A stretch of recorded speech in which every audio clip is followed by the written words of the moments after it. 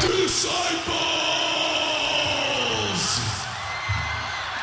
of the Watch. 1, 2, 3, 4. Welcome to the Disciples of the Watch podcast with your hosts, Gene Vogel and Nate Matnich. Disciples, welcome back to another fantastic episode of the Disciples of the Watch podcast. In this episode, we're going to work our way from worst to best on Judas Priest's full-length studio albums.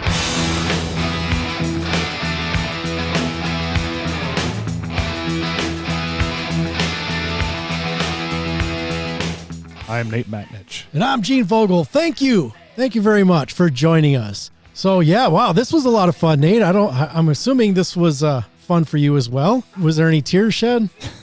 Any tears shed? There's some painful moments in the Priest catalog. I'll say that for sure. That's true. Yeah, not too many, but right. Considering they got 19 albums, they've got a pretty solid catalog. It's no Halloween, is what you're saying. No Halloween.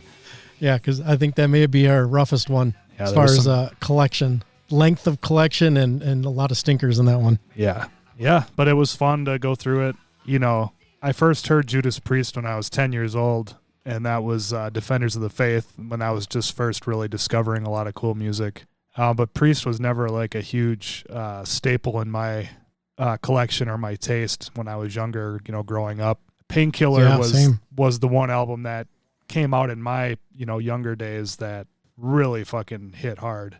But I actually consider myself to have become more of a Judas Priest fan, like, in the last 10 years. Yep, I'm right there with you since we started doing the podcast. And for me, it was a little bit before that, I guess, that I had band friends that were like, you've never heard that album or you haven't heard that song? So they started to kind of guide me. But then once you and I start digging into these bands that are, you know, classic that we, you know, weren't necessarily paying close attention to, like Judas Priest and Deep Purple and such, that I've really, my fandom has grown exponentially as well. I remember though, when I heard Judas Priest trying to play like a thrashier metal, I thought that was like they're posers. I'm like, this is bullshit. Those old guys shouldn't be playing. I didn't pay attention to it, and I was young and I was dumb. Now I'm old. So I try to be better. And I guess I'm less judgmental too on some of that stuff, but yeah, definitely a late bloomer when it comes to that catalog. I still remember seeing Painkiller video for the first time and how I was like, oh shit, this is Judas Priest. Damn, you know, I don't know if I've seen it. If I have, it's been so long that I don't even remember it. But I purposely like ignored them. I remember somebody was playing them on the bus and I'm like, they're no fucking Metallica. What's going on here? You're right. They're no Metallica. Still not. Thank God. There's no Lulus in the Priest collection. There's not. Wow. And that's saying something because there's some stinkers in here. Yeah, we got a bunch of contributors this time, so that's going to be exciting. I'm looking forward to hearing other people's comments on these albums. Yeah, I think this is the largest group that we've had of contributors that weren't ones from lists or from videos. And that's one thing I realized too is I wanted to get a couple more in there just to give us a little bit more of a scoring system, because I usually get about 8 to 10. And this one was a little more difficult because a lot of people haven't caught up their rankings. There was one that was like a month ago, they released Judas Priest's worst to best, and they didn't have the new album on there. So I was writing all their scores down in the spreadsheet or tracking them in the spreadsheet. And then I'm like, okay, wait a minute, and then I get to the end of their video and there's only 18 albums.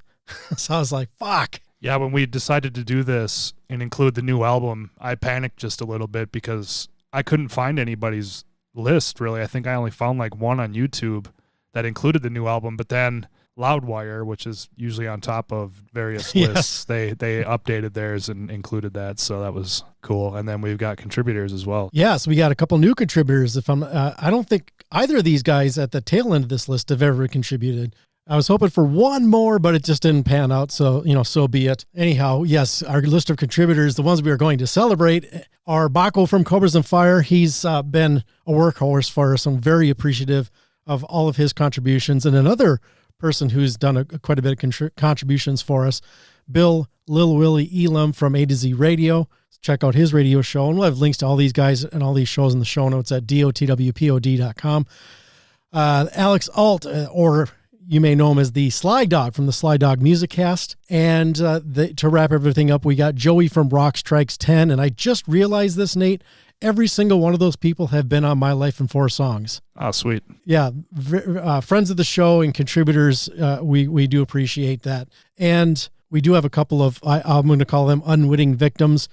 Roderick, Bluderash from Dark Souls United. And that's a blog. And then I did find a YouTube video that I did dig through and catalog the rankings. And that's Brandon Snyder on YouTube. And we'll link to those as well if you want to go check those out. And I didn't grab like their notes on that, but we got plenty from our contributors. And of course, our master list, which is the loudwire.com list. Anything you want to say or dig into before we get rolling on this, Nate? No, I'm ready to dig into it. Fabulous. All right. You want to start it off? You want me to? I'll start it off. Fabulous.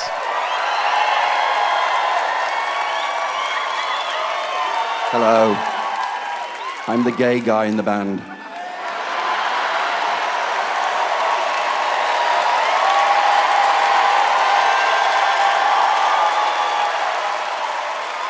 You see, that there is what heavy metal is all about. We call ourselves the heavy metal community, which is all-inclusive.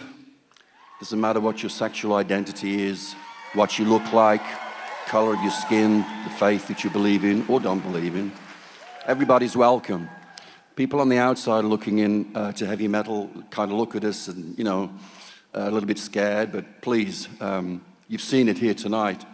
We're all about the power and the emotion and the dedication and the love of heavy metal that we've been carrying for 50 heavy metal years. Without our fans, we have nothing. We're nothing without our fans.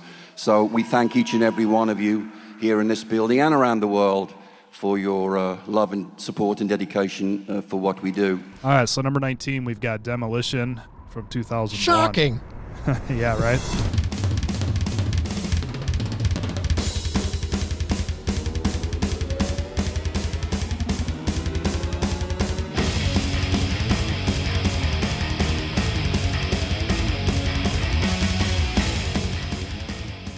When it came time to follow up on the mildly received Jugulator, guitarist Glenn Tipton shouldered the bulk of the writing, receiving a credit on every track. The Axeman is typically on point, but 2001's Demolition stands out as a black mark on his otherwise sterling record. A stylistically confused album, sounds range from the breakneck pace of rippers on Painkiller such as Machine Man and Bloodsuckers, to sticklers of the 90s groove and chug trend on bottom feeders like Hell Is Home and cringeworthy Cyberface. Though singer Tim Ripper Owens prefers Demolition of his two Priest records, this one woefully and rightfully sits at the bottom. All right, where did you have yours, Nate? Where do you have Demolition? I put this in my last spot as well, but I'm going to just say, and this is true for a number of these, I just went through and ranked them by numbers, and this one was not at the bottom when I ranked it by numbers, but I had to go back and look at a number of those because the way those turned out was suspect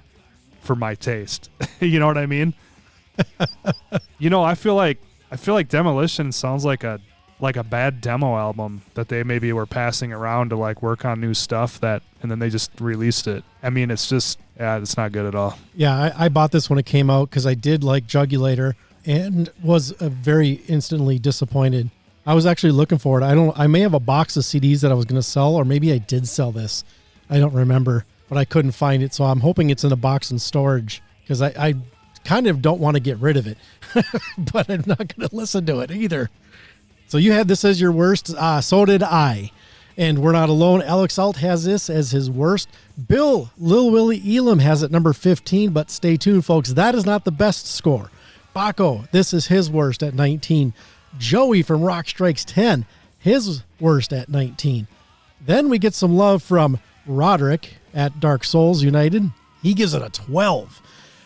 But taking the cake is Brendan Snyder. He gives us a number 7. This makes his top 10. And I think that was enough to pull this up one more spot, so it gets up to number 18 in our final rankings, which we'll go through at the end of the show if you're keeping score.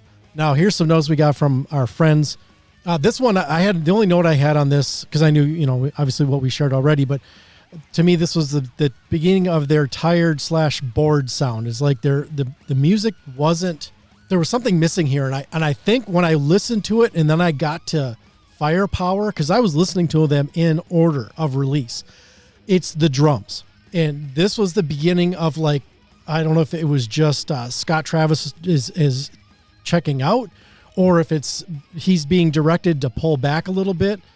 But when you get to Firepower, after hearing this album and everything that follows, until you hit Firepower, all of a sudden you get to Firepower, and it's like, holy shit, now we're getting drums that are more reminiscent of Painkiller and such. And I was like, holy shit, okay, perfect. This is awesome. So yeah, for me, everything I think I have it marked as everything in that zone is that beginning, or is that tired/bored sound, where it's like the drums just don't have that oomph that really helps Judas Priest. They've had some great drummers in their whole history. They're like Spinal Tap in that fashion. It's such a fine line between stupid and clever. Yeah, it's just a little turnabout. Yeah. So here's the notes we have from the others. Joey, he says, this is the least of the Priest albums because they decided to make 2 albums with Ripper. I would also like to state that, unlike Tim Owens, my list is not sponsored by Monster Energy. Never, ever forgive Ripper, because his journey to Priest gave us the horrendously embarrassing movie Rockstar. Okay. I like Rockstar, but I know. I got to dig into what the connection is there. I'm not familiar. Which one? How Monster Energy? No, how Ripper, his journey to Priest gave us the embarrassing movie Rockstar. Oh.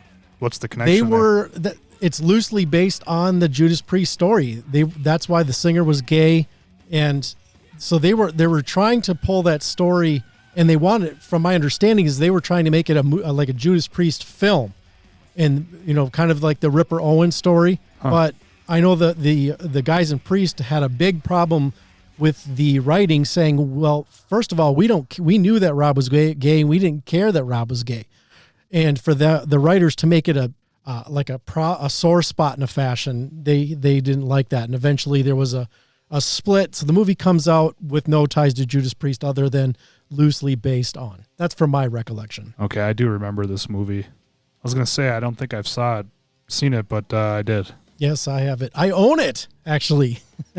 Angel and I liked it that much when it came out that we bought it. I haven't watched it in a while. I should pull that out and see how it holds up. Inspiration. Perspiration. Play it right! Desperation. You're gone, man. Am I being kicked out of the group that I started? And unbelievable luck. Hello. This is Kurt Cuddy. They're playing a band called Steel Dragon. We're auditioning for a new lead singer. The story of a wannabe who got to be. Mark Wahlberg, Jennifer Aniston, Rockstar. Look for it on video cassette and DVD. It's got Jennifer Aniston in it, right? It does, yep. Yeah, Mark Wahlberg, Jennifer Aniston. Cringy enough. Oh, wow. Not an Aniston fan, huh? Not really. Wow. Those are like Lifetime movies. I don't know about that.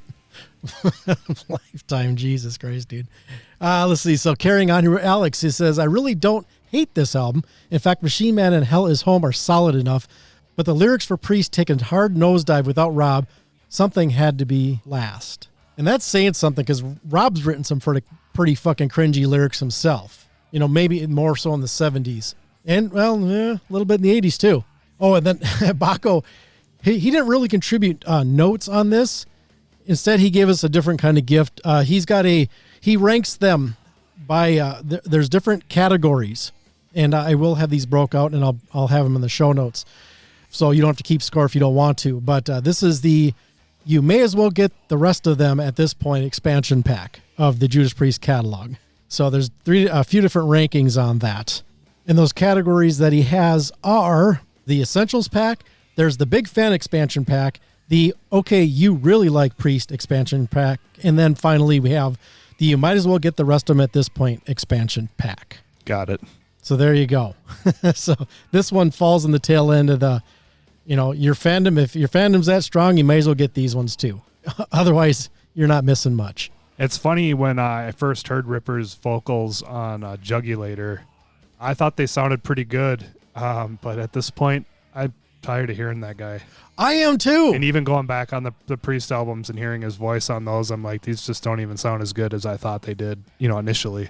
What is it? What is it with him? Is it just because he's getting in all these different projects and he's hiring himself out to do lead vocals on anybody's songs or a song for any band?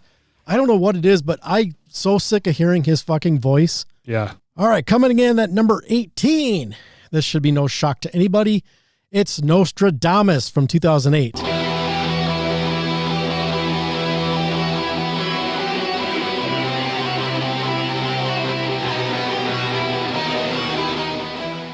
And here's their notes on that one. 3 years following their comeback album with Rob Halford back at the vocal helm, Judas Priest made up for further lost time with a double concept album, Nostradamus. Grandiose in nature, the album's ambition wound up being its ultimate undoing. While all these tracks here, especially Prophecy and the title track, are more than formidable, Priest too often fail to pen true standouts across its hour and 40-minute runtime. Each song itself is given an epic feel, which gets to be stale by the conclusion of the 100-minute Nostradamus. It does offer some intrigue, however, to see how this band approached going out of their comfort zone and stretching their abilities. So they have it at number 18. Nate, I also have this as my second worst album at number 18. Where do you got it? I've got it at number 18 as well. Nice. Well, that's not the worst of it. There's people who think it's better and there's people who think it's worse. Let's see where it shakes out. Alex Alt has this at number 16. Bill, Lil Willy Elam at number 18. Bakko at number 18. Joey at Rock Strikes 10 has it at 14. He gives it the best ranking. Roderick gives it a 19 and Brendan gives it a 19. And when it's all said and done, it actually falls one spot. So it just swapped places with Demolition. I initially had this as my last one. I thought it was going to be too. Listening to it again, it's not like super inspired sounding. And there's not much there that I would hear that I'm like, oh man, I should go back and check this part out again or anything like that. But musically, it sounds really good, and Rob's vocals sound really good. And so that I had to move it up at least one spot because of that. Yeah, it's like if I was getting raped in prison and they were going to play this album or the other one, I'd probably take this one. Jeez, that's heavy, man. Very specific. All right, so here's the notes we have from our contributors. Joey says, I'm going to pull back on my initial stance on this record and say that it's actually pretty damn good and deserves a reassessment from most. If it was possible to cut this down to 80 minutes, then they should have, but I don't know if it's possible when you consider the conceptual nature of it. And that's something I thought about too. When I was listening to it, I'm like, God, if they could just trim some of the fat, could they have done this? They'd have to rework the whole storyline, of course. So I think it is conceivable, and it would have been much more palatable instead of being just this long dirge. Yeah. I bought it when it came out. Well, I'm glad I didn't. I borrowed it from someone. Yeah. Yeah, so I still don't own this one. I'm not part of them. You may as well get them, get the rest of them at this point, expansion pack set that Bakko has it listed as. Let's see. Alex, his notes on this is, I think this album is better than most people give it credit for. It was ambitious and daring, and the songs are there. They may not all be fist in the air heavy metal anthems, but they are good songs. Alone is my favorite song here and would absolutely be in my top 20 Priest songs. Wow. Nice. And like I mentioned, this is part of the you may as well get the rest of the expansion pack. I guess I'm not there. I do own Demolition, though, but I just got to find it. I do not have Demolition. I've got Jugulator. And I can't find my Redeemer or my Nostradamus CD. I wonder if I sold it at some point, or maybe it's in my bin with all my DVDs or something, because it's not a normal size CD case. Isn't it? Kind of look like a book. Oh, that's right. Yeah. They did. Packaging was cool. Yeah, I was going to say that they did do a good job with the packaging on it, and the concepts, is interesting.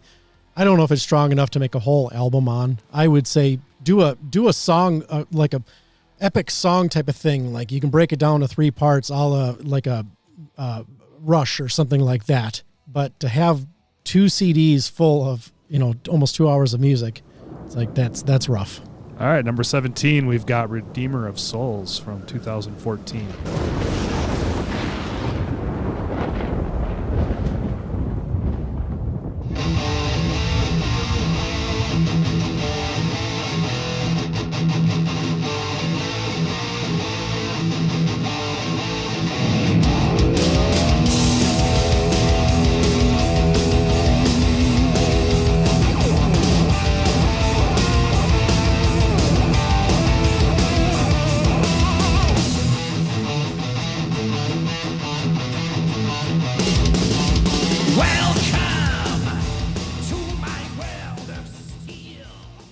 When KK Downing announced he'd be stepping down from Priest, many feared the move would spell the end of the band.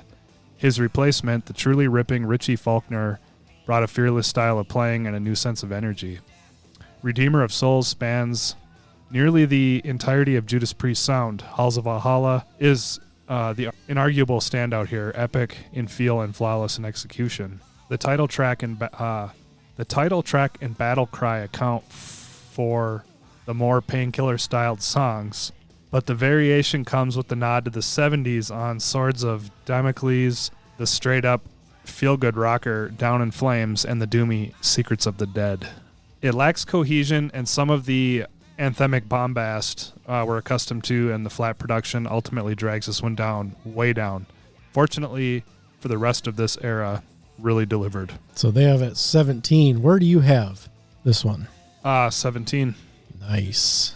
I have it at number 16, so I liked it a little bit more than you guys. Other rankings are Alex Alt. He's tied for the highest ranking at 13. Bill, Lil Willy Elam at 16. Bakko at 16. Joey from Rock Strikes 10, 16. Wow, there's 4 of us that are all tied there. Roderick has it number 15, and Brendan is tied with Alex at number 13.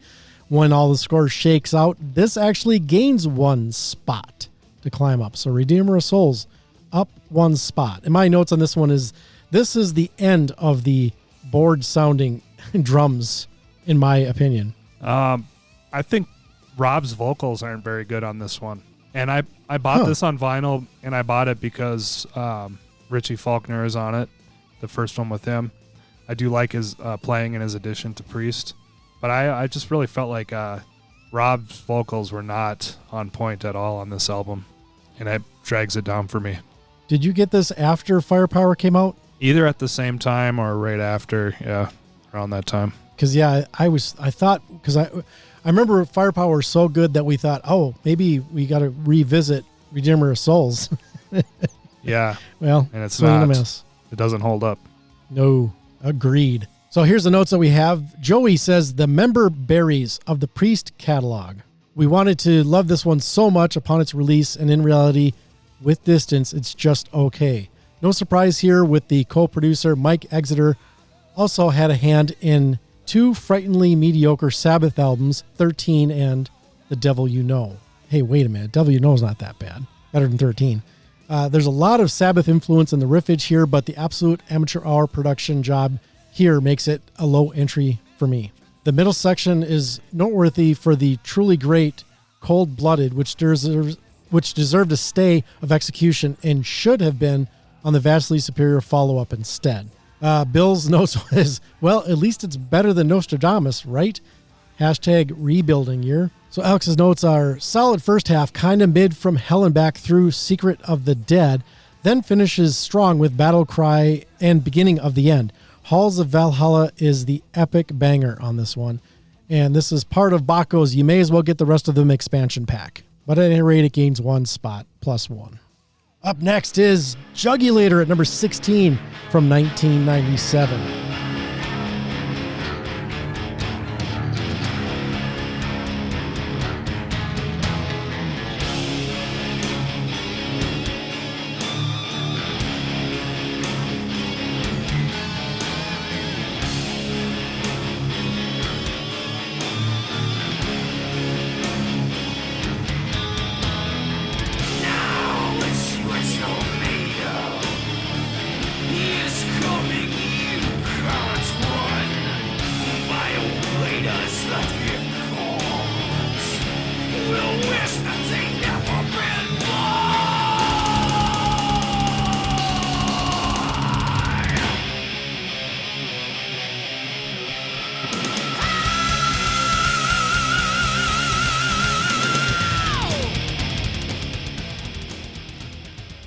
Time has the ability to be the grand equalizer on polarizing albums like Judas Priest's Jugulator. Tapping Tim Ripper Owens as Halford's daring replacement, fans simply weren't receptive to an album without the metal god, even if it had been 7 years since Painkiller. Nearly 2 decades later, the album is perceived in a different light where tracks like Bloodstained and the epic Cathedral Spires have proven to be worthy of the band's legacy. I agree with that. That's a killer song, and I know that one, even people who don't tend to care to like this album, dig Cathedral Spires. I'd love to hear Rob sing that song, but I don't think he's touching anything from the Ripper era. So they have it at number 16. I have Jugulator at number 13. Nate? I'm at number 15. Nice. So we got a little bit of range there. Following us is Alex Alt he's tied. There's a three-way tie for the worst on this one, and that's 18. Lil Willy Elam gives it the best ranking at number 6. Bakko has it number 17. Joey at number 18 right there with Alex. Roderick has it at number 10. And Brendan has it at number 18 to tie with Joey and Alex. When it's all said and done and the scores shake out, though, it gains 1 spot. And here's some notes we have from our contributors. Joey says he might sound like Halford at least half the time, but the other half is King Diamond. This is what the average hipster thinks all heavy metal sounds like, riddled in cliches and embarrassing to the genre. Sure, of course, they're playing great, but so does insert death metal band name here that deserves a better singer. Best to just do the obvious thing and follow Rob's output until they beg him to come back in 04. Bill's comments on this are, this is what happens when you let a guy from Ohio write lyrics for the album. Words only a Buckeye could love. Agreed. Alex says, slightly better than the album that followed. Cathedral Spires is a Priest classic, in my opinion. Bullet Train smokes, and the title track is pretty crushing. Decapitate and Death Row are some of the worst lyrics in the Priest catalog, and that's saying something. I added that last part there. And then this is part of Bakko's, might as well get the rest of them, expansion pack.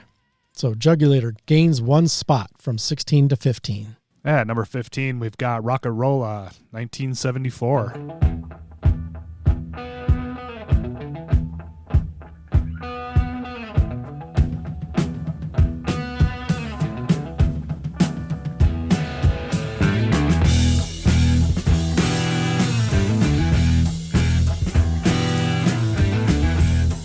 Years ago, Rocka Rolla, Judas Priest's first album, is probably their least discussed. What the record lacks in ultimate cohesion, it makes up for in burgeoning heavy metal blueprint, with the foothold still strongly cemented in expansive rock territories.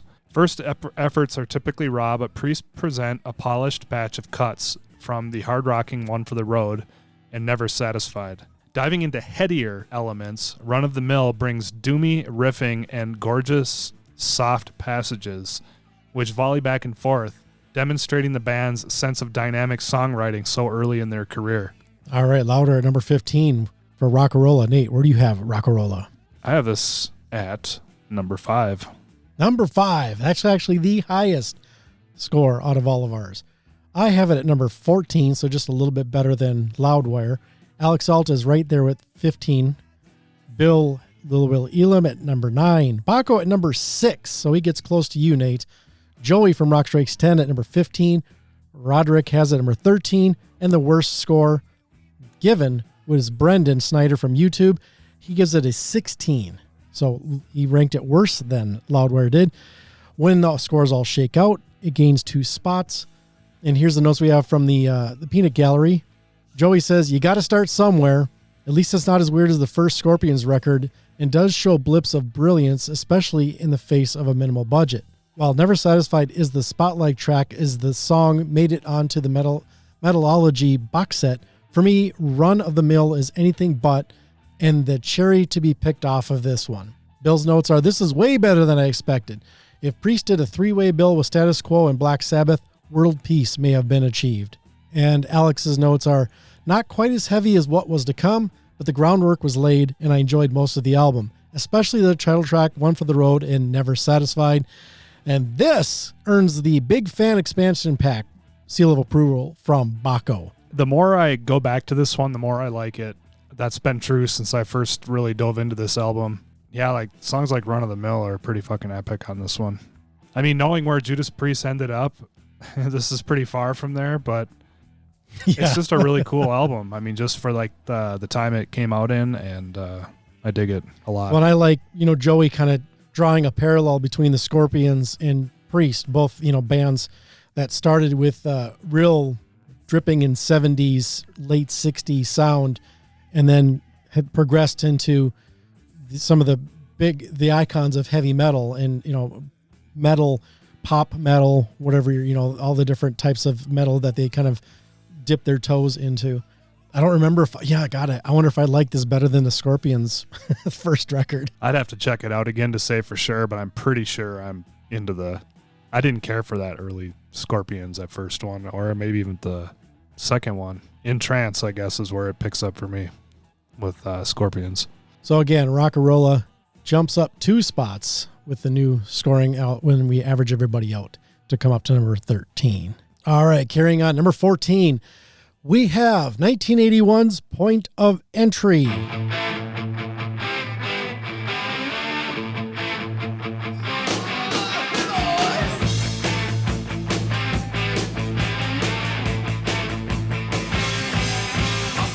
The intent was to return to a rock feel on Point of Entry, but it wound up being an album that struggles to rock much at all. The biggest saving grace here is Desert Plains, which is among their most underrated songs and truly an all-time great that rides steady at a nervous pace and can be played at different tempos without losing its impact. Heading Out on the Highway and Hot Rockin' represent the other variable cuts here, while the rest, while not offensive, are unenthusiastic, especially when stacked against all 19 Priest albums.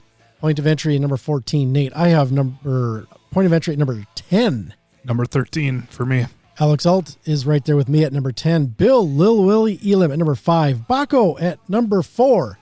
And then coming in at the top ranking one is Joey from Rock Strikes 10. He has at number 3. Then following that is the worst score at number 18. Wow, 4 points worse than what Loudwire had it at, is Roderick Blutrash. And then we have Brendan Snyder at number 6. When it all shakes out, it gains 4 spots to come up to number 10. Yeah, there's some good love for this one with a few of the contributors here. Yeah, check out some of these comments. So here's Joey's, my personal favorite Priest album. It's my go-to more often than not. I love how poppy and catchy it is, but the detractors should really do themselves a favor and check out Turning Circles, Desert Plains, and Solar Angels, which round out the record perfectly in the middle section. You Say Yes is the only weak song on there, and the rest of the album rules. Justice for Point of Entry. I didn't want to scream it, but he it's types all that in in all caps. Bill says, the fork in the road for the deciding to be pop or metal. I would have been okay with either decision. Alex, another one that's better than people give it credit for. Don't Go as a killer hard track. Heading Out on the Highway kicks ass. Desert Plains is one of the Halford's best vocals. Side 2 has some weak spots, but I still play this back to front. And Bakko lists this as part of his Essentials pack. 1 of 4. For you shoppers out there.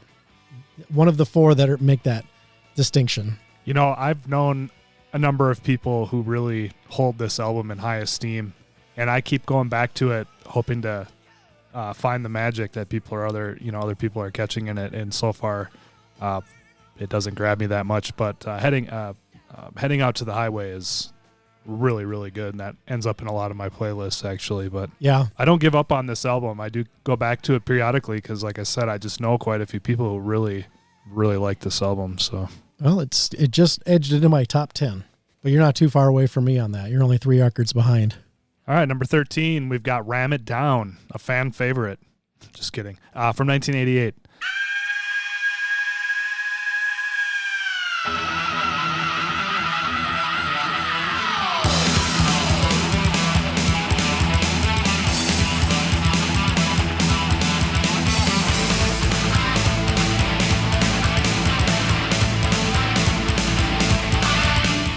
Decidedly heavier than Turbo, Ram It Down kept the synthesizers intact but brought back the gleaming metal elements that were largely absent on the 1986 record.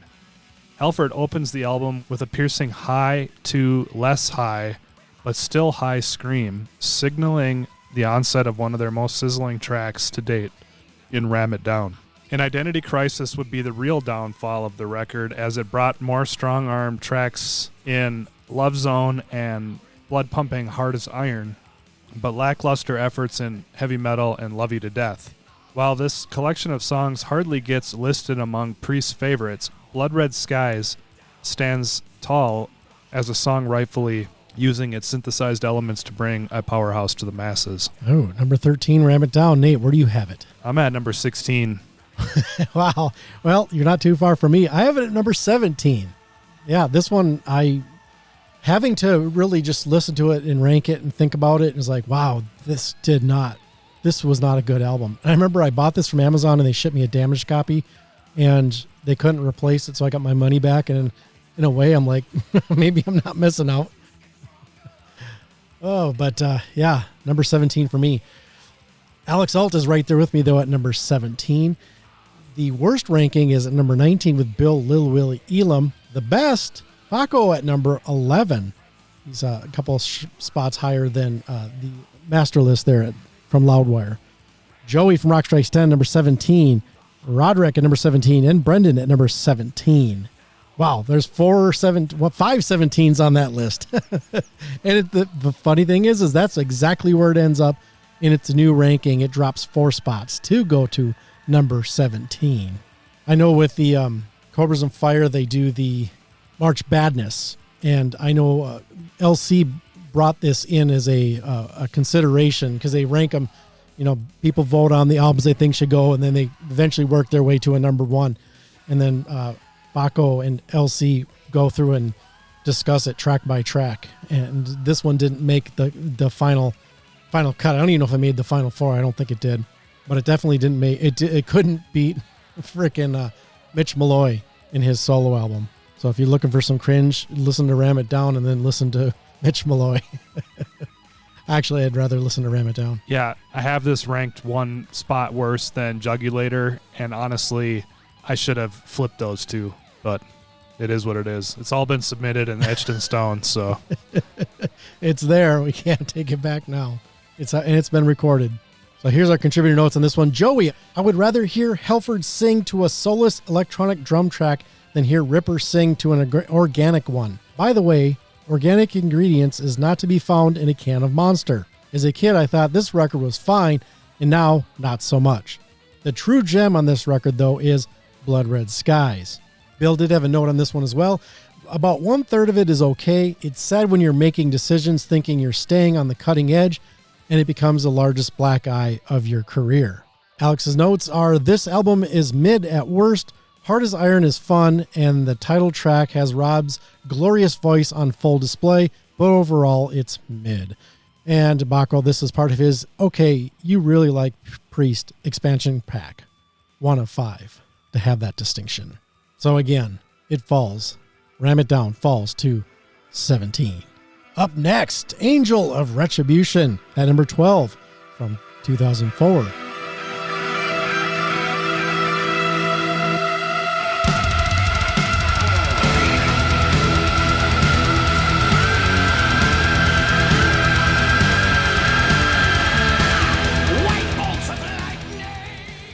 After 14 long years, Judas Priest returned with their first Halford-fronted album since 1990's banner-waving Painkiller.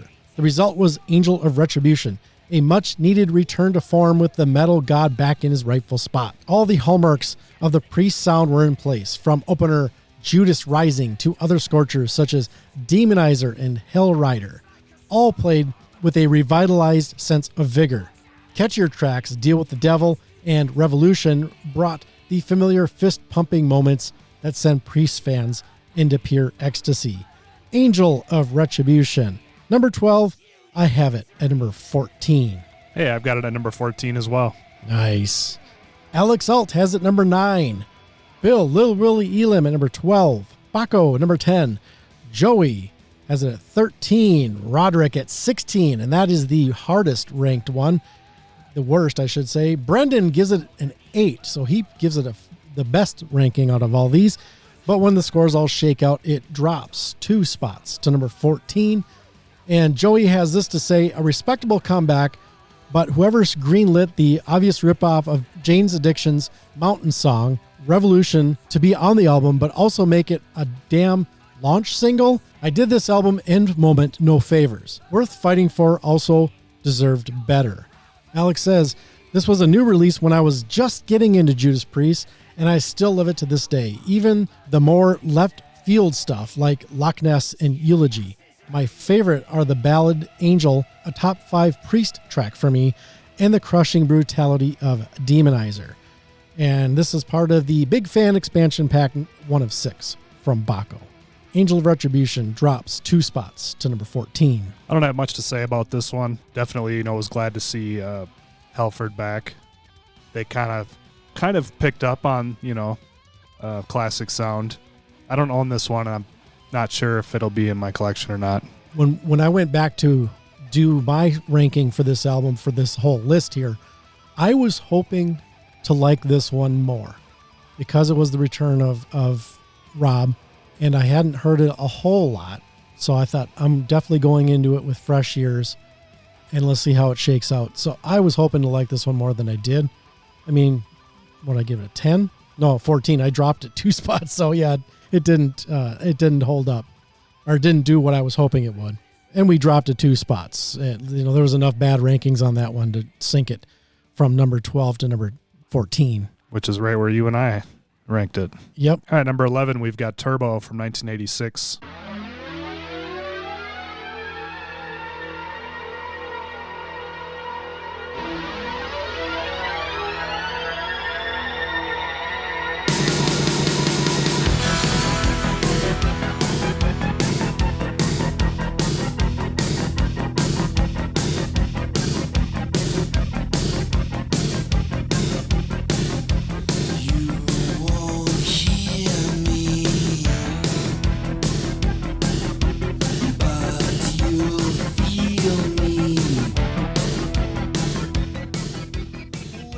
Turbo has always been a relatively maligned album in Judas Priest's discography, but anyone who has been to a Priest show knows the crowd doesn't get much louder than when the beginning of Turbo Lover kicks in. Sure, the synthesizers were a drastic change, but their anthemic style fit the new direction. Locked in and near Top Gun soundtrack song Reckless can go toe-to-toe with other Priest standouts. Out in the Cold is a top-notch power ballad, and the cheekier moments played out on Parental Guidance and Private Property, which were musically adept, but lyrically missed the bullseye. Agree with that. Those are tough ones for me. So number 11 is where they put it on the list. Nate, where do you have it? This is my number 10, and I just want to say we did our top 10 ranking of Priest albums back in 2019 on this podcast, you and I, and Turbo was not in my top 10 when we did that ranking, but it is now in my top 10. Yeah, I'm trying to remember what year we did track by track. It had to have been before that. Oh, yeah, because we did Turbo track by track, right? I don't think it was in my top 10. I do have those lists, and we'll discuss those at the end of the whole thing here. But so, yeah, there you go. So you have it number 10. I have it number 11. I'm right there with Loudwire. Alex Alt has it number 7. The best score, it was given by Bill Lil Willy Elam at number 2. And that just, for shame, Bakko. Bill had it ranked higher than you did. Bakko has it number 3. Joey has it number 12. The worst score given is a 14. And then Brendan, that was Roderick.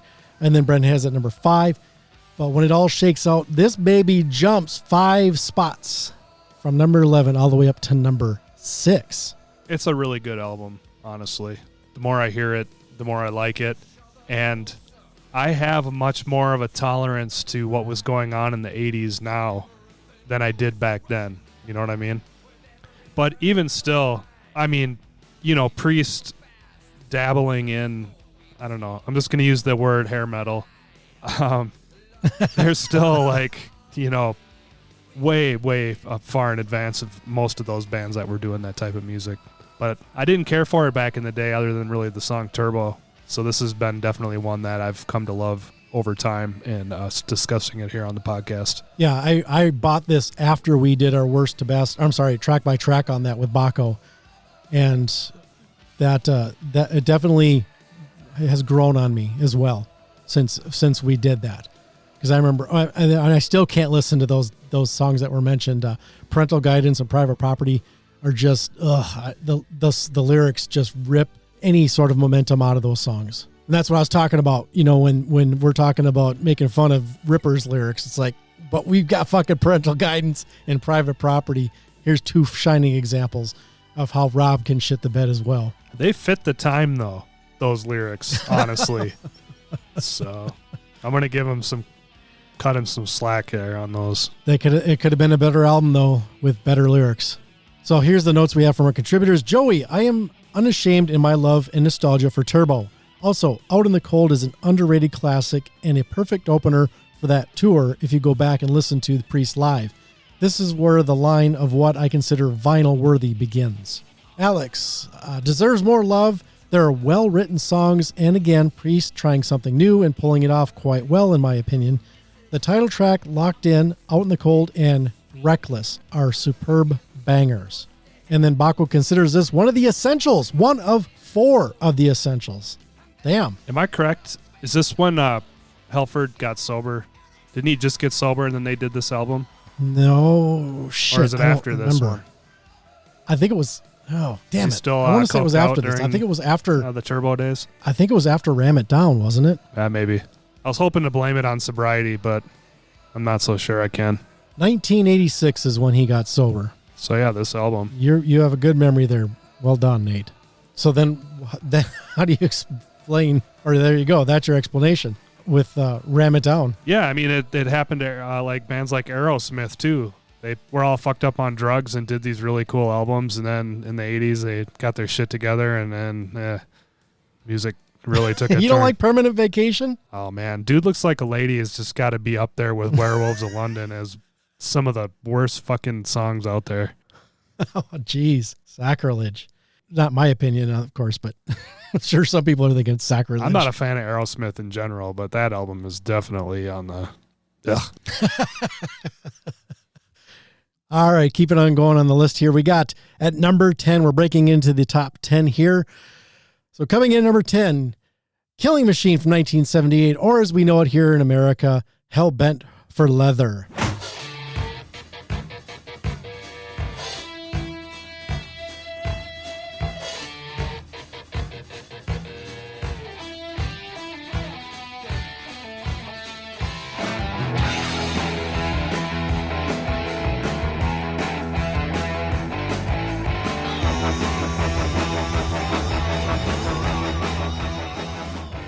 Killing Machine saw Judas Priest caught between rock and a harder place, delivering a batch of succinct hits, dripping with sweat and oozing machismo. Anthems such as Hell Bent for Leather, Running Wild, and Delivering the Goods are raw, street-born tracks that had an intangible edge about them. A bit of Queen influence crept in on Evening Star and Take on the World, showcasing the band's growing diversity as songwriters while maintaining a distinctive and cohesive sound that only Priest owns. Killing Machine, or Hell Bent for Leather, number 10. Nate, I have it number 12. I have it at number 12 as well. And this was in my top 10 at number 9. So this dropped a couple spots in my ranking since last time. Alex Alt has it in his top 10. He has it number 8. Bill, Lil Willy Elam, gives it the worst ranking. He drops it 3 spots to number 13. Bakko at number 5. Joey from Rock Strikes 10 at number 5. Roderick gives it a number 2. He gives it the best ranking. Wow, number 2. And then Brendan has it at number 11. When the scores all shake out, it does gain 1 spot, though. I feel like this album was just a transition between Stained Glass and British Steel. And they have a number of these albums in there where they have like a really kick-ass album, and then they have like an album that maybe falls short a little bit, and then another really kick-ass album. And it's almost like that one in the middle was a transition. I don't know, they're like working out the bugs into their newer sound or what the fucking deal is there. Well, I wonder if they kind of throw down the gauntlet, like, okay, this one wasn't well received. Well, now you're going to get this, or you're going to get Painkiller, because Ram It Down was previous to Painkiller. Yeah. And that was a stinker. But this isn't a stinker, of course. No, it's a great album. I mean, it's number 12 for me. But yeah, it's definitely not in my top 10, but I wouldn't call it a stinker by any means. And here's the notes we have on this one. This one's a little bit light. Joey says, our U.S. version is better because we got Green Manalishi. damn near perfect. Not much else to say. Yeah, I'm trying to think of what album was it. Turbo, was that the last cover? Johnny Be Good. That was on Ram It Down. So Ram It Down, was that the last cover? Did they stop doing covers after that, I think, if I'm not mistaken? Yeah, you might be right. I can't think of any other ones. But it was like almost like an album. Every album or damn near, they had a cover. And they were good covers. They did good work with their covers as well, except for Johnny Be Good. Green Man Alishi is an amazing cover, and I really like the live version on Beast in the East or Beast from the East. I forget which one that is. Back for the Attack? No, that's Dokken. I'm kidding. That's Dokken. I should throw you curveballs like that. Unleashed in the East. God damn. I can't believe I couldn't remember that. I listened to that album kind of a lot, so. Hey, brother, I'm right there with you. Yeah. Alex's notes on this one, another monster album. The band is absolutely on fire here. Delivering the Goods is a beast of an opener. Burning Up is killer. I love the ballad Before the Dawn as well. And Bakko has this as his big fan expansion pack, one of the 6 albums in that pack. So Killing Machine or Hellbent for Leather gains a spot to come in at number 9. Number 9, we got Firepower from 2018.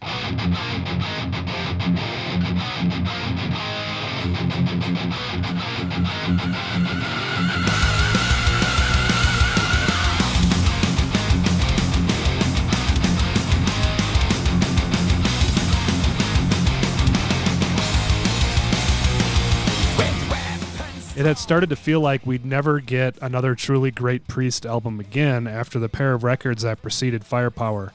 Reunited with their classic production team, Priest's youthful spirit prevails with their most invigorated album since Painkiller.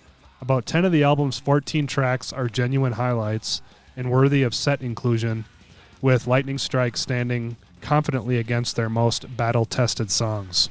Nice. Firepower, number 9. Nate, I have it number 6. I have it at number 11.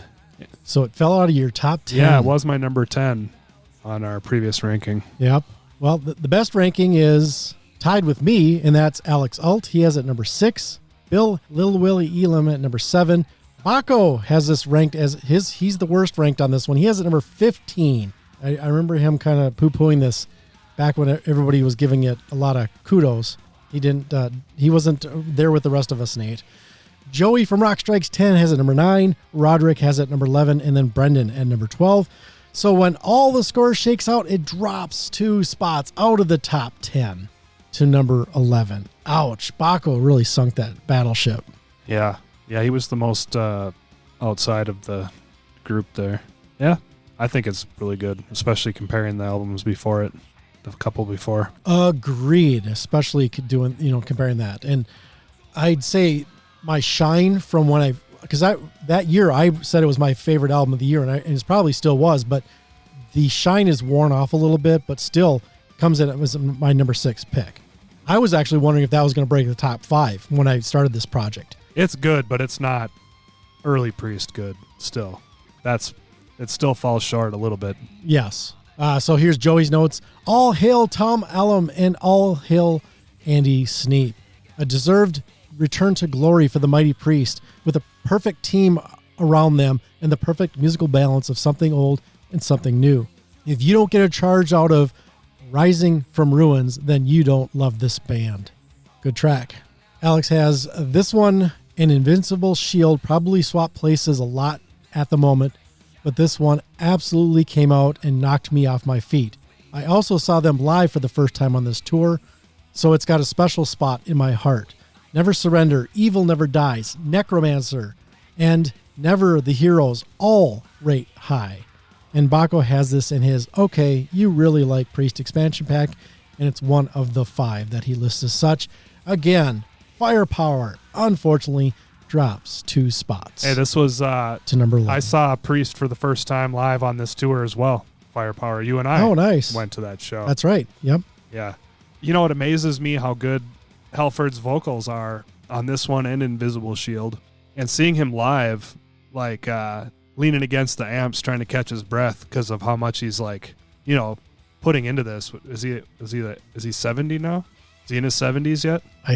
I mean, it's not like he's up there singing some fucking smooth jazz type music. He's really belting it out. A lot of respect that he's still able to do a vocal delivery like that. Yes, especially at 72 years old. Yeah.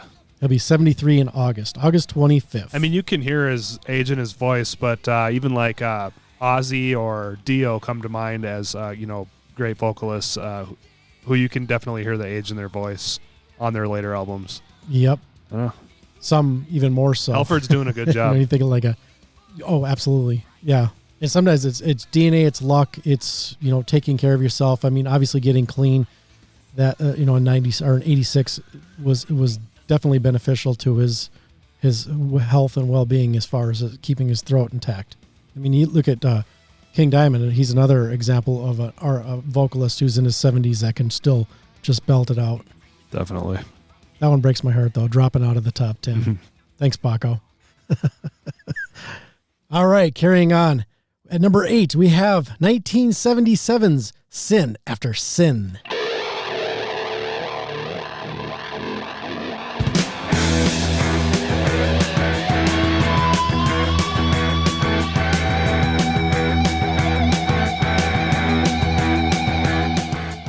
It admittedly feels odd to see an album as strong as Sin After Sin sitting at number 8, but it's a testament to Judas Priest's iconic discography rather than a knock on the record. I like how they put that. That's one of the battles that we fight with these, Nate, doing all these worst to best is like, you have to rank them, and some of the albums you feel that are kick-ass may fall back compared to others, but it's just the way it all shakes out. But I digress. Bookended by 2 all-time classics in the romping sinner and downright mean dissident aggressor. Everything in between often lies in their shadows, save for the cover of Joan Baez's Diamonds and Rust. The hard-rocking Starbreaker immediately brings to mind images of Tipton and Downing in their synchronized swaying, flying V's in hand. One of the most underrated Priest cuts closes side A with Last Rose of Summer, a gorgeous ballad where Halford's croon is as effective as any of his wailing falsettos. Sin After Sin, number 8. I have Sin After Sin, number 7. I've got it at number 8. Alex Alt has it number 12. Bill, Lil Willy Elam gives it the worst ranking at number 14, but Bakko's not far behind at number 13. Joey, Rockstrike's 10, has it at number 10. Roderick has it number 6, and that is the highest ranking. And Brendan has it number 10. When we shake all the scores out, this one drops 4 spots to number 12. And the notes on this one, Joey says, very cool record. Nothing much to say other than it's a classic Priest album that's always worth listening to. It starts strong and ends strong with 2 otherworldly Halford vocal takes. I like Alex's comment here. Getting difficult now. The first signs of what Priest was to be. Dissident Aggressor gives me chills. Let Us Pray is an underrated track, and the ballad Here Comes the Tears is gorgeous. Yeah, and Dissident Aggressor, Slayer covered that, and they did a kick-ass job with it. I like the changes that Slayer made to it as well. Yeah, Slayer's with the lyrics and fucking stuff. Awesome. Hell yeah. And Bakko has this in his, okay, you really like Priest expansion pack as one of the 5. I mean, Dissident Aggressor is really heavy, even the Priest version, considering when it came out and the other music they were doing. But I don't know, Sinner was really pretty aggressive as well. I think this is the album where they started with the leather and stuff and the spikes and things. As I'm pretty sure Sad Wings of Destiny, they were all still like dressed like hippies. In fact, I thought it was funny the first time I saw Halford from back then, later in life here, because I've always known him to be the, wearing the leather and all that stuff. So the metal god. So going back and then seeing him wearing like, silk flowery shirts and he's got long blonde hair and shit. It's just different. But the music is fucking. He's dope, like he's like a reject from the Allman Brothers band or something. The guy who didn't make the cut. Right. Yeah, and if I'm not mistaken, doesn't KK he started that, getting him into the leather look. Doesn't he take credit in his book? I don't recall. Did I read that book? I don't know that I've read that one. Oh, really? I listened to it on Audible. All right. I'll have to put that back on when my I had list. an Audible membership. So there you go. Sinner Sin started at number 8, drops 4 spots to number 12. All right. Number 7, we've got Invincible Shield from 2024.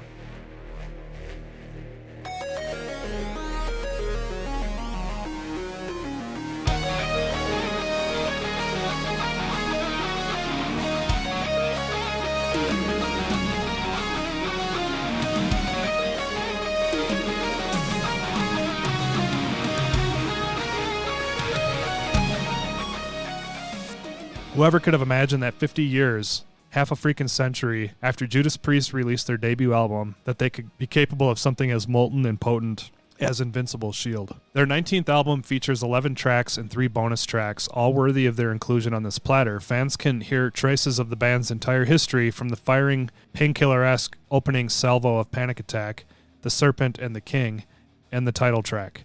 There's other burners, as God Is My Witness, as well as the more rock and swagger Priest are also known for, Devil in Disguise, Gates of Hell, and Fight of Your Life.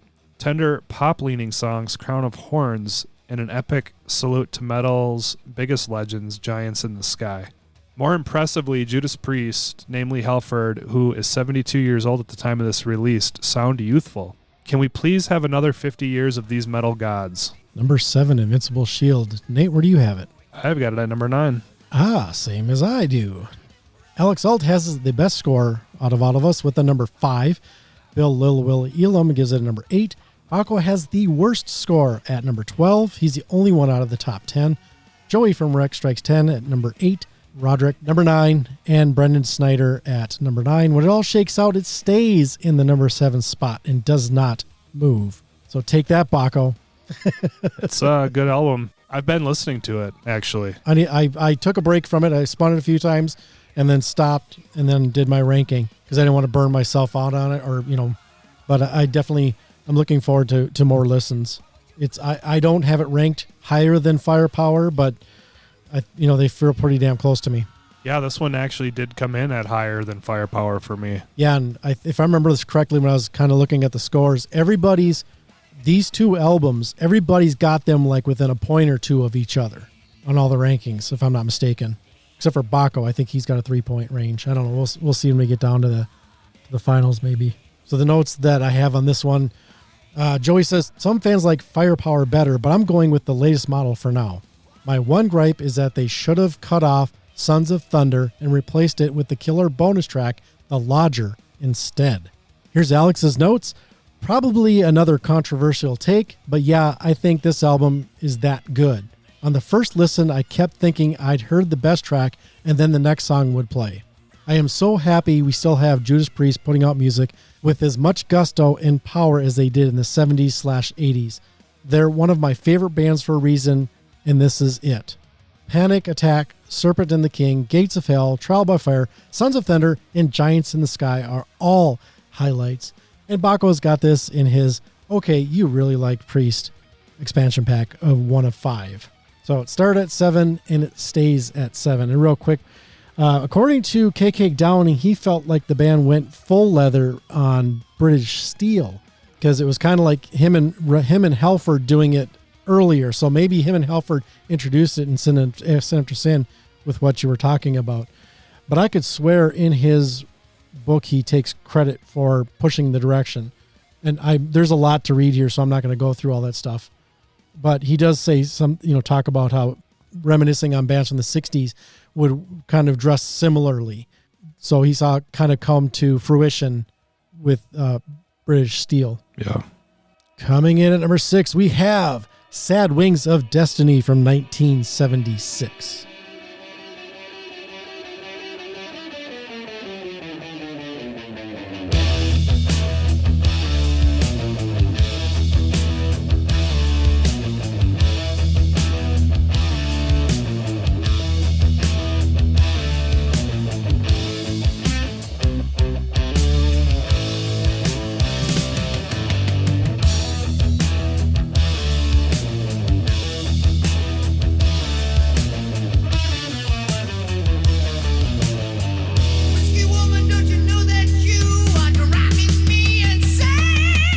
While Black Sabbath are credited for giving birth to heavy metal, their sound is more or less a genre of its own.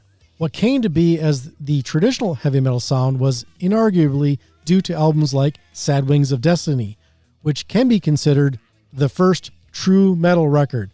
Oh boy, here we go, Nate. They don't even mention Coven. I mean, come on, what the fuck? Everybody knows Covens is definitely the first metal record. Victim of Changes sets the standard both sonically and compositionally, boasting grandiose dual leads and a daring arrangement. The Ripper is a quick strike effort about Jack the Ripper, again highlighting the interplay between KK Downing and Glenn Tipton. Still rooted in the mid-70s, Dreamer Deceiver is a whimsical tune where Halford displays some of his most staggering vocal work. Throw in the engine revving Tyrant, and what else could you want? Nate, I remember this being my number one when we did our top 10 in 2019. Right now, it's my number 2, and I rank it at number 2. Where do you have it? I ranked this today at number 4, and previously it was my number 2 when we did this before. Dropped 2 spots. Wow. Alex Salt didn't care much for this, or at least not as much. He has it number 14, but that is not the worst, so stay tuned. Bill Lil Willy Elam has number 11. Bakko has it number 8. Joey has it number 6. Roderick has it number 7. And Brendan Snyder from YouTube gives it the worst ranking at number 15. But when all the scores shake out, it actually gains a spot from its spot at number 6 to a number 5 on our ranking system. And let's see, this is the notes we have from our contributors. Joey, one of the best sophomore albums ever. If you ever want to play somebody a great example of what vinyl fanatics refer to as that warm sound, then put this record on. It even sounds like that on friggin' Spotify. Double exclamation points. A stone cold metal classic. That's a must because it's their first essential recording. I actually like Epitaph. He puts in there at the end there. Yeah, that's funny. Both the comment about Spotify and mentioning Epitaph, which could be the weakest one on the album. Anyways, nice description.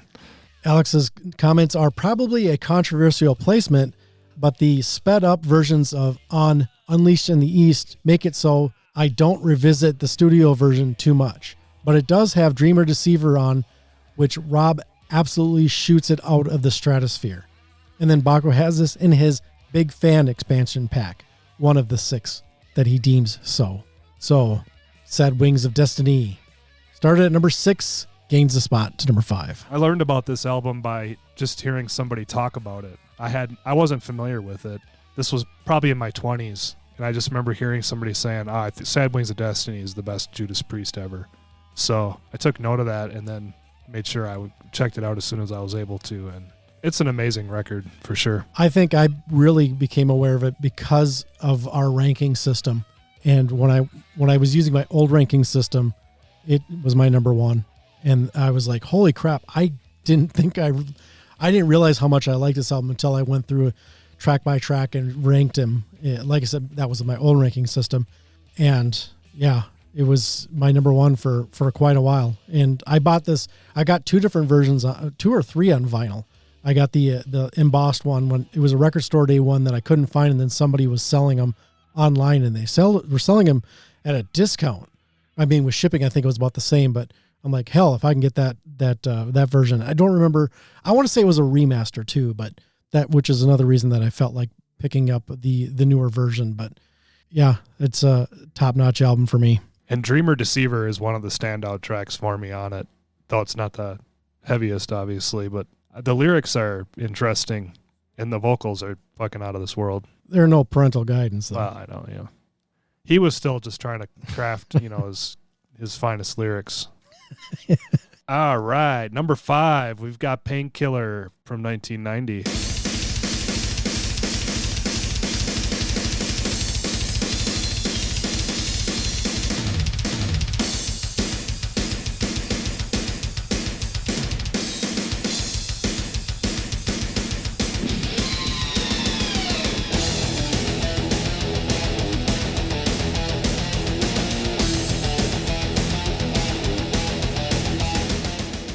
After releasing Turbo and Ram It Down, the last thing Priest fans expected was the piston-pumping Painkiller.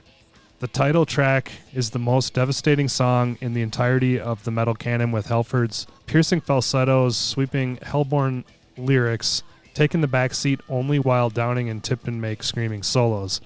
Be it the rock-steady, cruising pace of Hell Patrol, Nightcrawler, or anything else, here in 1990, the Priest was back, but not for long, as Halford's departure followed in 1992. And broke a lot of people's hearts Painkiller number 5. Nate, where do you have it? Okay, this is my number 1, and it was my number 1 on my previous ranking when we did the top 10. Holding its spot in your personal history. There you go. I was super open to this not being my number 1.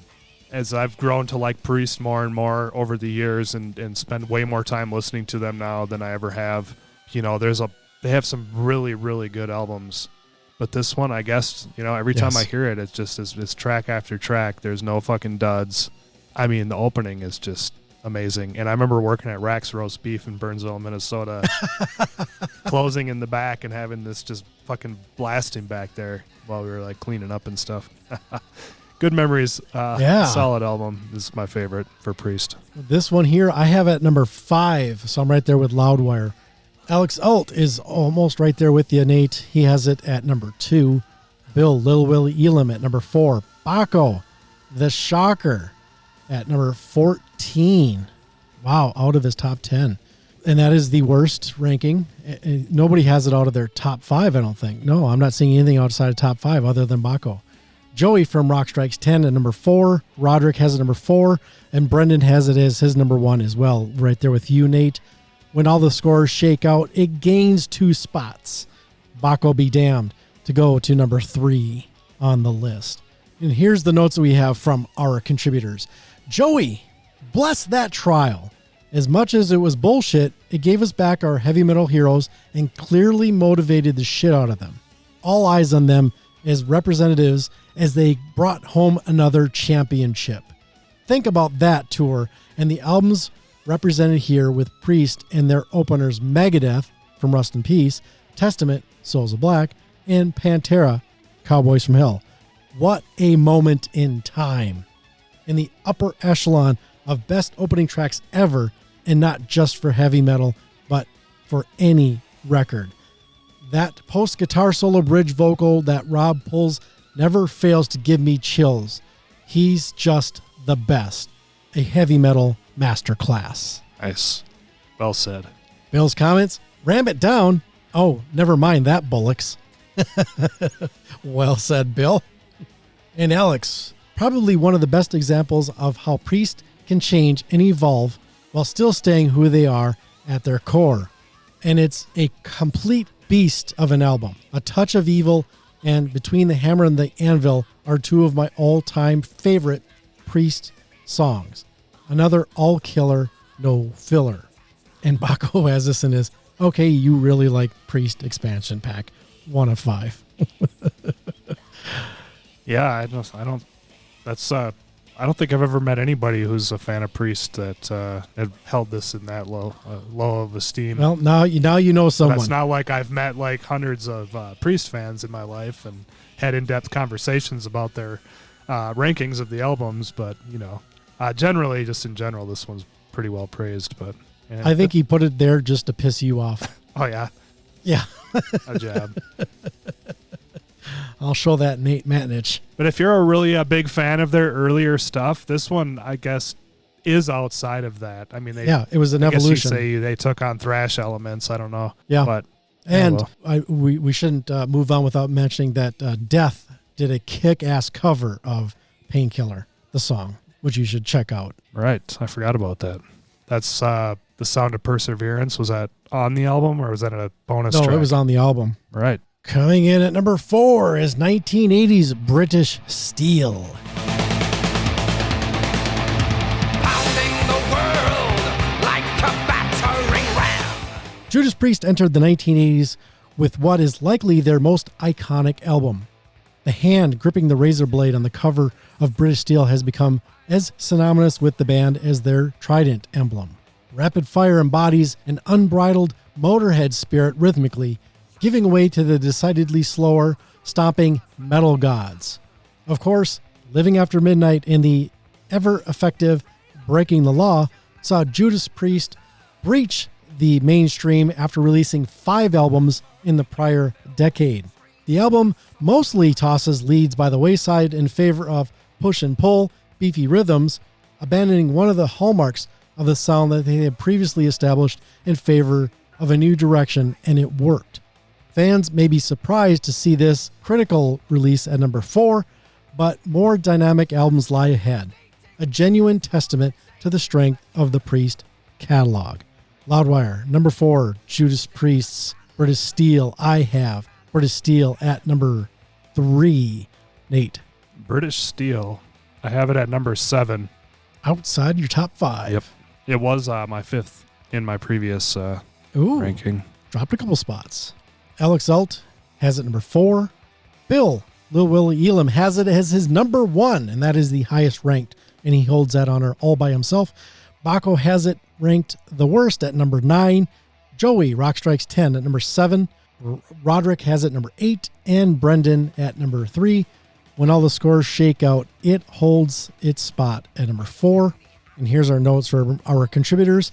Joey, I look at this album the way I look at Anthrax's Among the Living. It's really, really good, and it was an important commercial breakthrough for the band with some undeniable classics. But there are 6 albums of theirs that are just better overall. In the words of Nigel, that's nitpicking, isn't it? While we're at it, let's give it up for Ian Hill and crank up The Rage. Bill's only comment on this regarding his number 1 ranking is perfection. And Alex's notes are a beloved classic Priest album, and it's easy to see why. It's loaded with classics, and top to bottom is a phenomenal listen. Rapid Fire, Metal Gods United, The Rage, You Don't Have to Be Old, and an all-time fave in Grinder. And Bakko has this as listed as his big fan expansion pack, 1 of 6. But it holds its spot at number 4, a respectable number 4. Yeah, I got a copy of this from Bill, actually, your friend Bill, Bob's brother. And I can't remember what I traded him for it. And it's possible that I had this and I traded it to him for something. I can't remember. But this one definitely didn't grab me back then when I was really in the heyday of, discovering all the different types of extreme metal that were all just starting to come out. Right. So I bet you traded it to Bill then. Yeah, I think, I actually think I traded it to him for like South of Heaven. And because I thought he said he didn't really care for Slayer much. But this was a very long time ago now, so it's a little fuzzy in my memory. But I just remember I got it from him, or he got it. I had an interaction with him on this. And I remember him owning this on cassette, but I couldn't tell you how he acquired it. Yeah, it didn't grab me then, but I like it a lot more now, of course. But back in those days, yeah, it was too lightweight compared to the stuff I was getting into. Yep, I bet. But like songs like Grinder, that's a pretty heavy fucking song. Number 3, we've got Stained Class from 1978.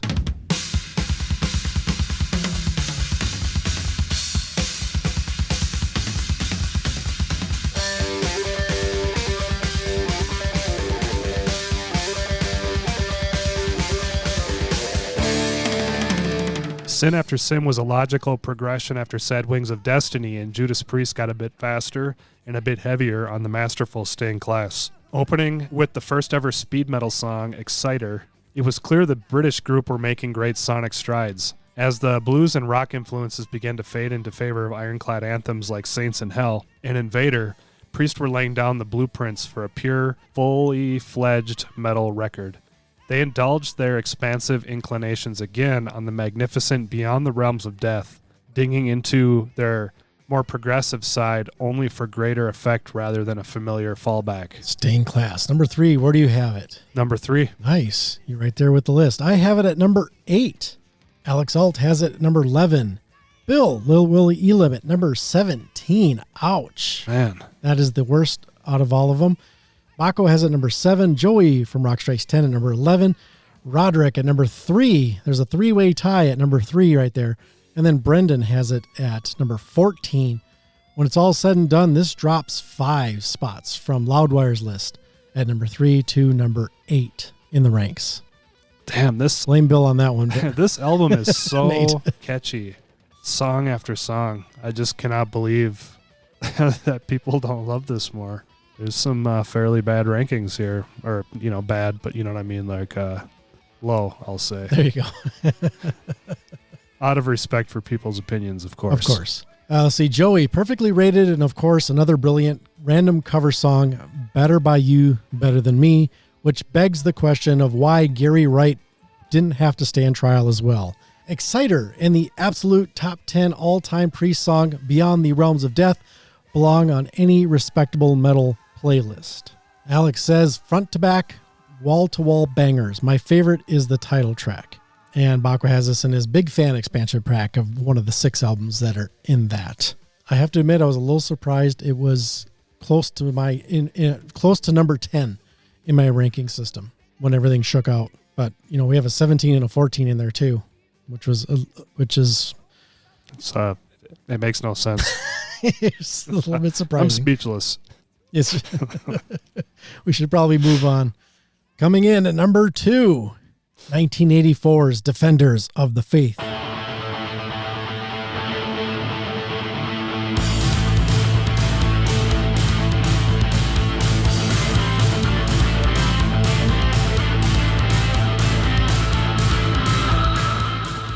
A pure heavy metal tour de force from the raging opener, Freewheel Burning, and straight into Jawbreaker. Judas Priest put it all on display.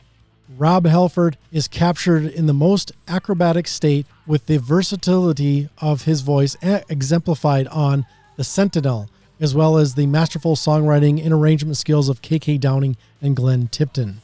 On the back half, Love Bites is a rousing mid-tempo romp, giving way to the speedier and sultry Eat Me Alive. Defenders of the Faith showcases innovative, elite performances and the metal god's most devastating vocal abilities. Had it ended on a stronger vibe, it could sit at number 1, but Defenders of the Faith is at number 2. Nate, I have Defenders of the Faith at number 4. I've got it at number 2. Alex Alt has it number 3. Bill, Lil Willy Elam has it ranked the worst out of all of us at number 10. Bakko at number 2. Joey from Rock Strikes 10. Number 2. Roderick has it at number 1, and then Brendan has it at number 4. That Roderick score is the best score out of all those.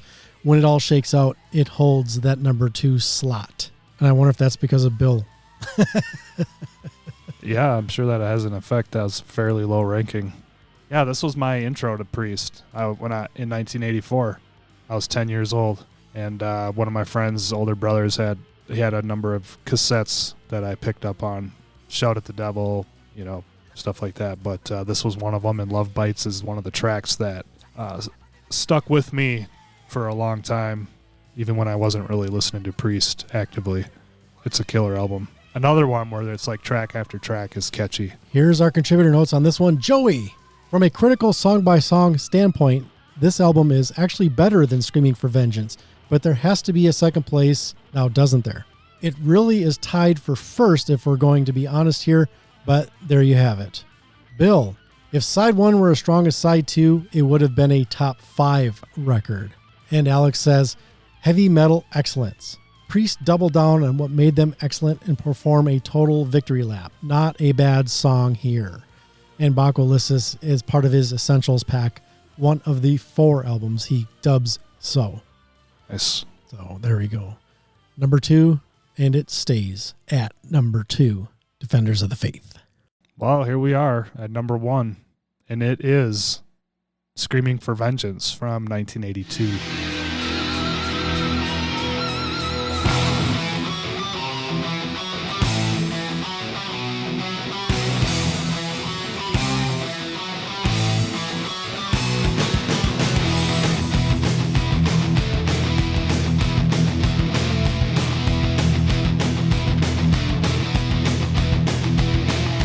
After a misfire with Point of Entry, the Priest returned with a truly devastating album in Screaming for Vengeance.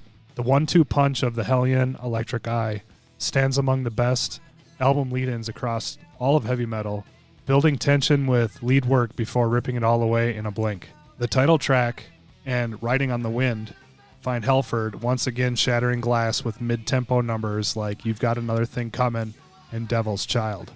Round out the more commercial aspects, ultimately bridging the gap between the rhythmic anthems of British Steel with the dual lead attack they pioneered in the 70s. This is the perfect balance of trailblazing heavy metal and anthemic hard rock, capitalizing on commercial success experienced with British Steel. Nothing screams Judas Priest quite like Screaming for Vengeance. There you go, the number one album. Nate, where do you have Screaming for Vengeance? Number 6. And that is the worst ranking out of all of them. So that says something. It's just outside of your top 5. Alex Salt, number 1. This is my number 1. I forgot myself. I had a number 1. Bill, Lil Willy Elam at number 3. Bakko, number 1. Joey from Rock Strikes 10, number 1. There's 5 number 1s there. Then we have a number 5 with Roderick, and then Brendan has a number 2. So when it's all said and done, it holds the number 1 slot. The contributor notes on this: Joey, slightly better title track, slightly better album cover. It's the little things that give it the slightest edge over Defenders. In my opinion, you should definitely own the top 12 on this particular list. Alex's notes is, this is where it started for me. Hearing this album made me a fan of this band, and it's still as perfect as the first time I stole the CD from my dad's office. This is metal.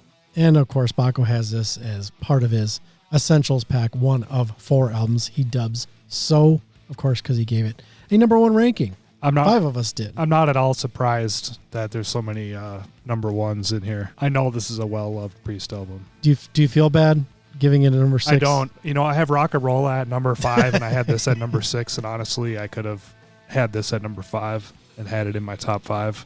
But this isn't one that I go to as often. Well, there you have it.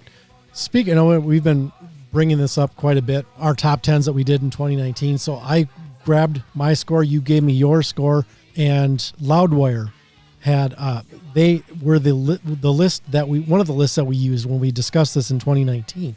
So I pulled that one as well. Here are those rankings.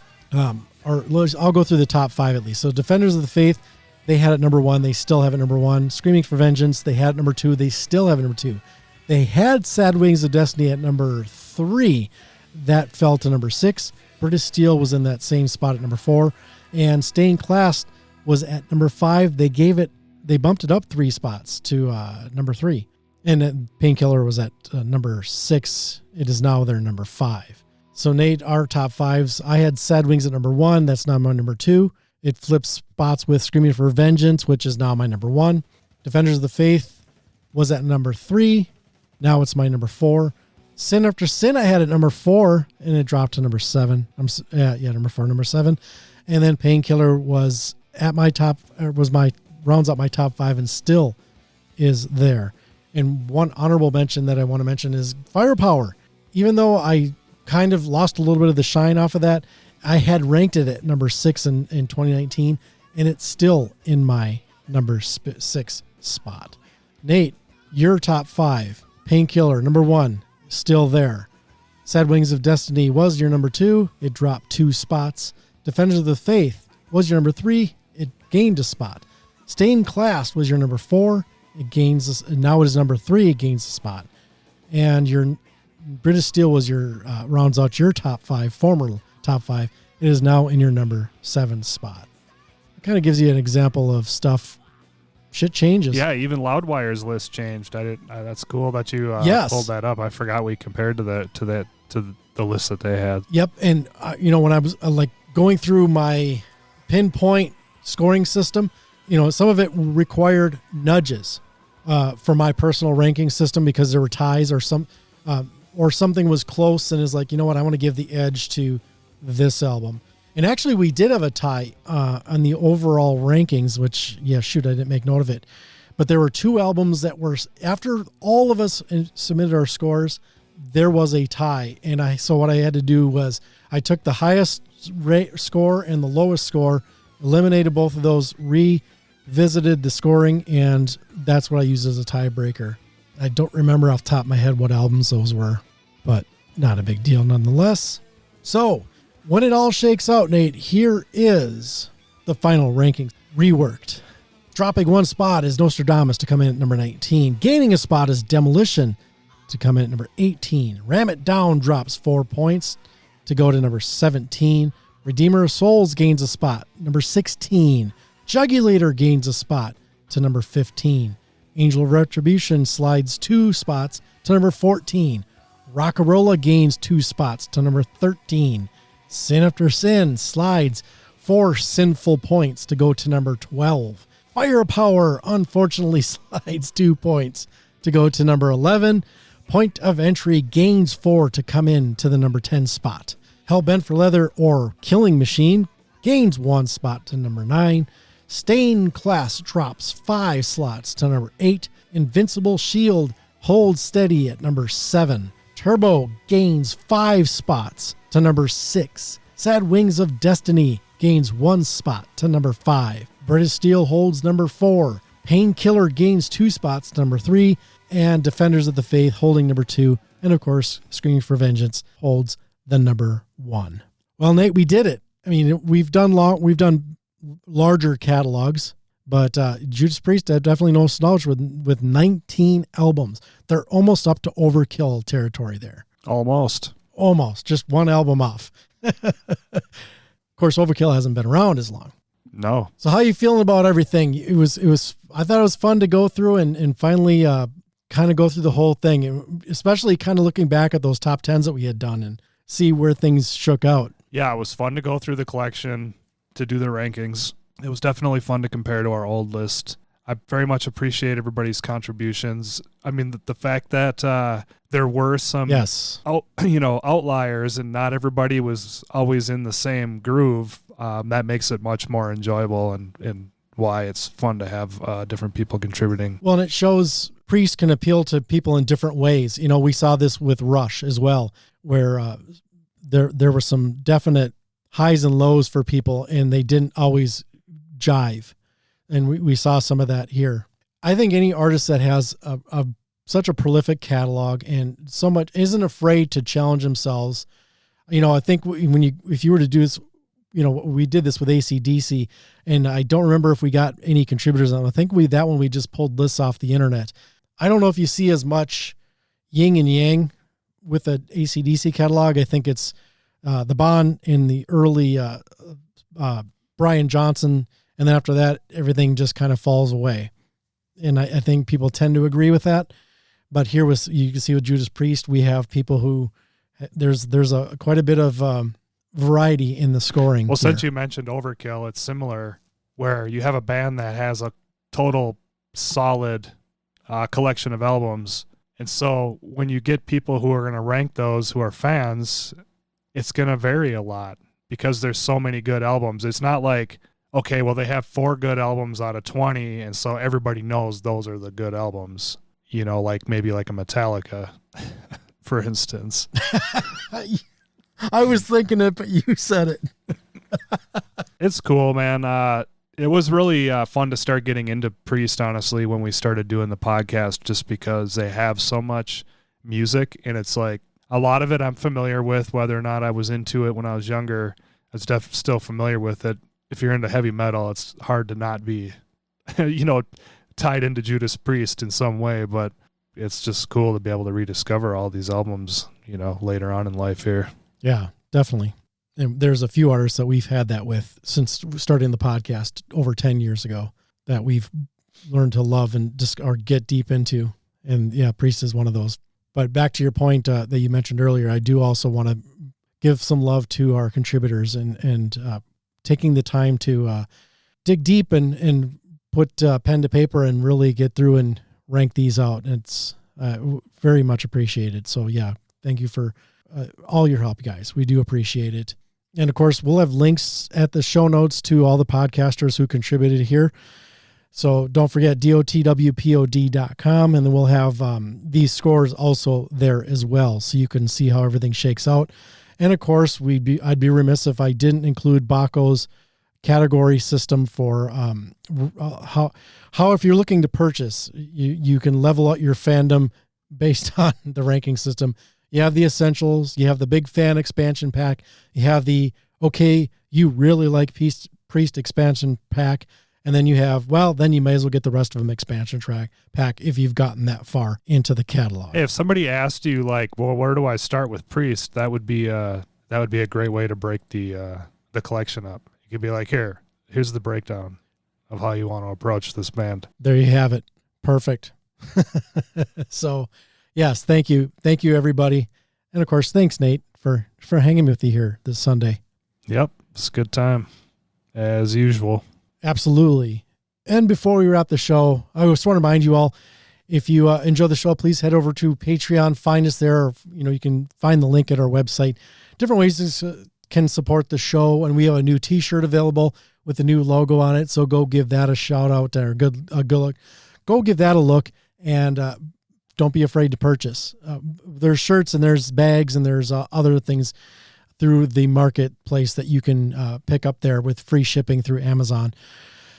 And man, we got some great shows that are out that are just released. I am releasing Time Travel Radio 1980 Part 2. So much good music, so much good episodes. Don't forget, just add it to your automatically download list on your favorite podcast player, and then you won't ever miss an episode. Nate, we need to wrap up with a song. And I jokingly put in Johnny Be Good. I hope you didn't think I was serious. I was thinking you were serious, and I was trying to find a nice way to suggest we do something different.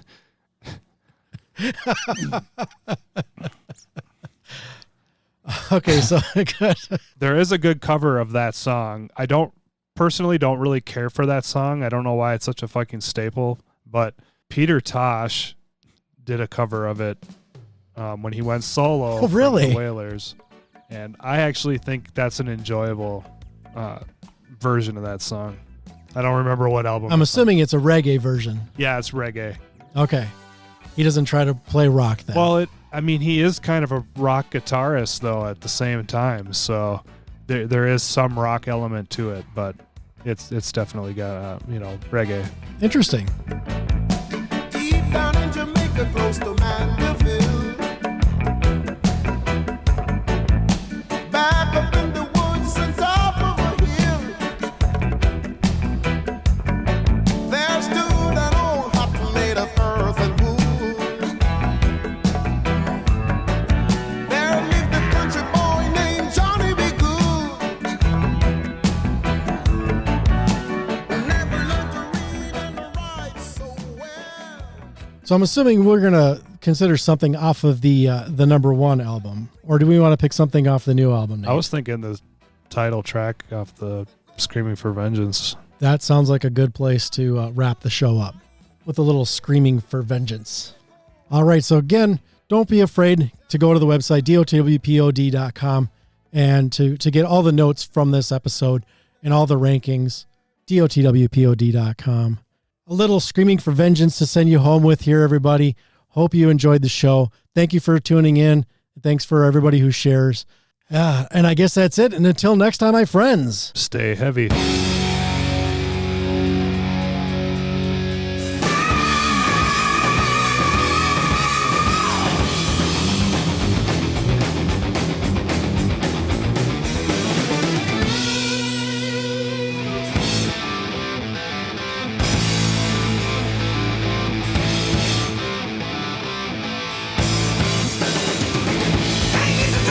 Get your mind. Bring it, baby, boys, and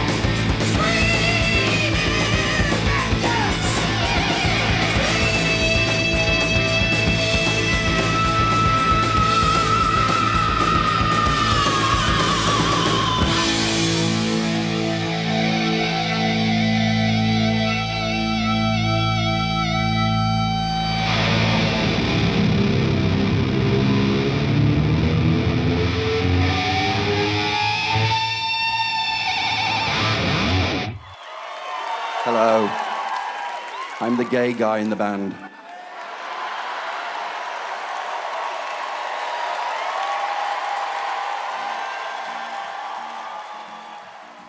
Thank you for listening to Disciples of the Watch. This episode was produced by Gene Vogel and Nathan Matnich. All music is property of the artist or the publisher. Please buy music and support the art we all love. Editing on this episode was done by Gene Vogel. Check out our website, dotwpod.com, for show notes, links, and more information on the show, as well as connections to social media. Don't forget to subscribe to the show using your preferred podcast application, or use our FeedBurner RSS feed listed on our website. Plug it into your browser or whatever app you're using, and then you will get all of the goodness moving forward. And you can also download the show as MP3 files from dotwpod.com. If you'd like to support the show, please click on the support us link at our website. As well, we have Patreon, so you can do a monthly contribution if you so desire, or purchase some of our merch from our website. Thank you for listening, friends, and stay heavy.